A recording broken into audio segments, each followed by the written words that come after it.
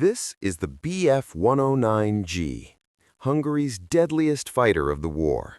Fast, agile, and armed with serious firepower, it dominated the skies long after many aircraft grew obsolete. Hungarian pilots trusted it to hold the line on the Eastern Front, where air battles were brutal and constant. The G-series brought improved engines, heavier armament, and that iconic sharp nose profile.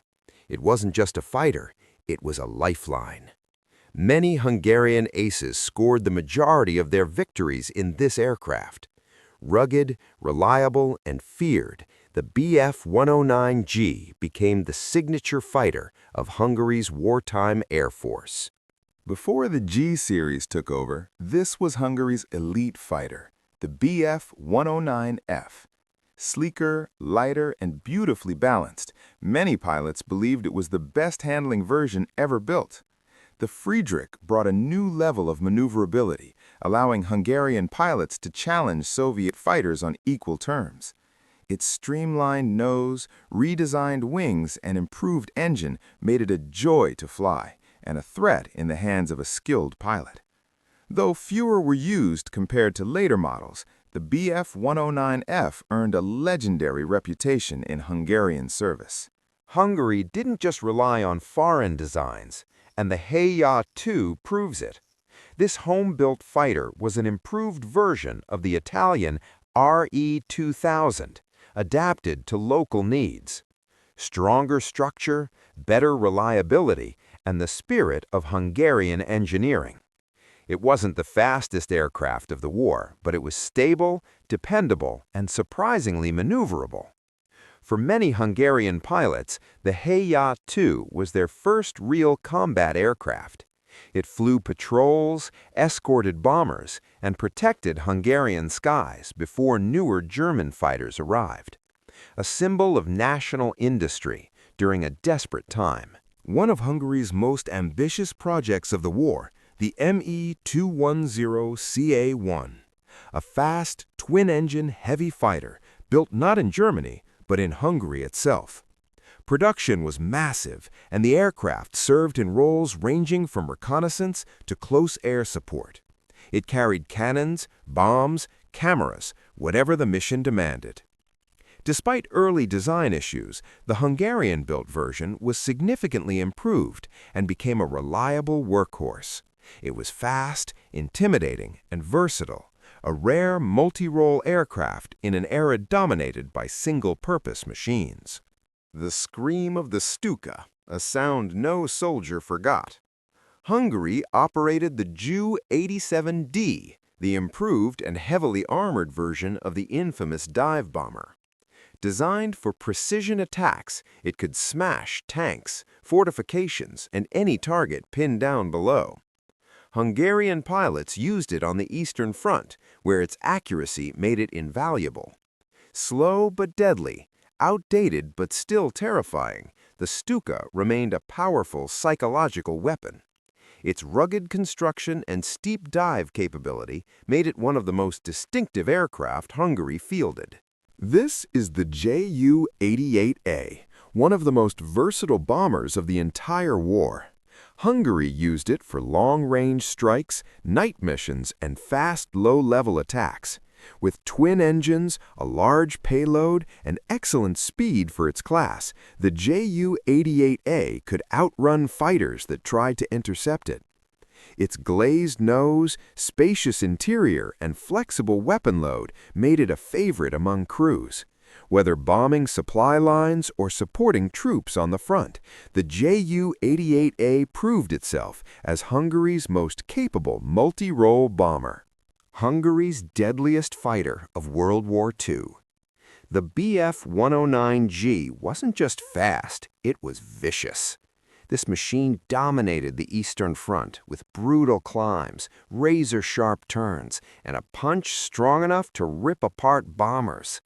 Hungarian pilots pushed it to the edge, battling Soviet Yak and La fighters in desperate skies over the Carpathians. Every mission was a gamble. Altitude meant life, ammunition meant hope, and the 109G delivered both. Even in the final months, when the odds were impossible, this aircraft remained Hungary's frontline defender. Sleek, lethal, and feared, the Gustav was Hungary's blade in the air. Before the Gustav came the Friedrich, smoother, lighter, and loved by pilots. The Bf-109F brought balance to Hungarian squadrons, speed, agility, and a feeling of control that few wartime fighters offered.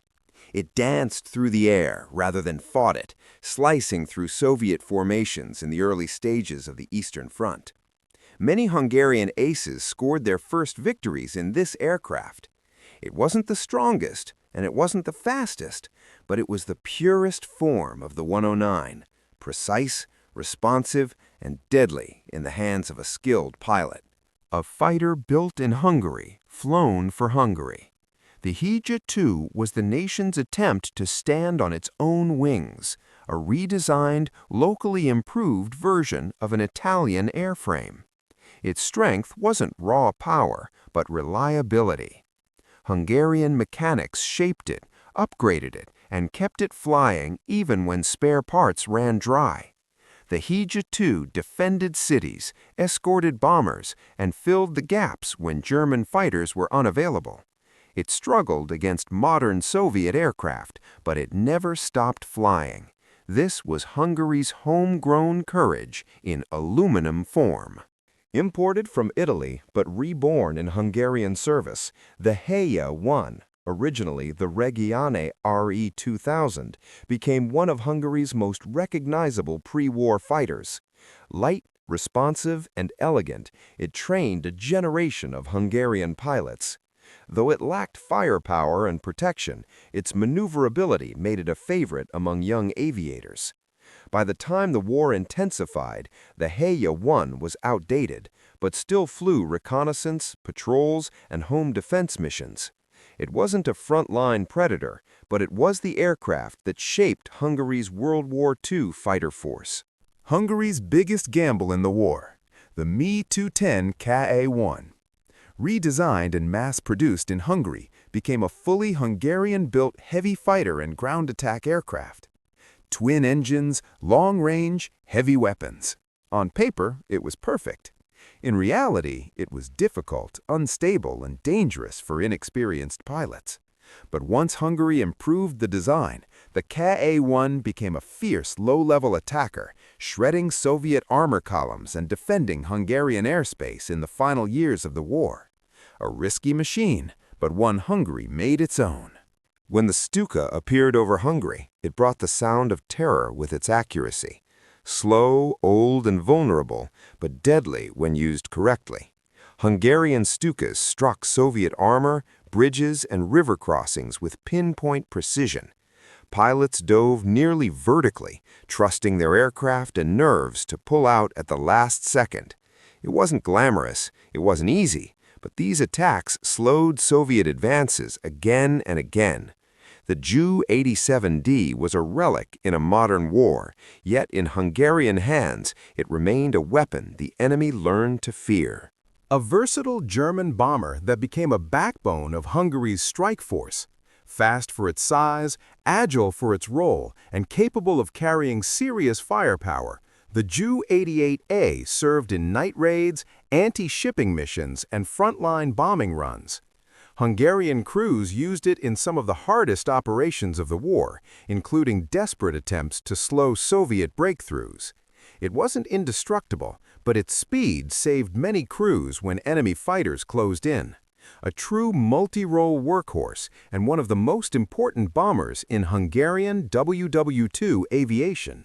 Not a fighter, not a bomber, but a lifeline. Hungary relied on the Fokker F-8 for transport duties, moving troops, supplies, and essential equipment across the front.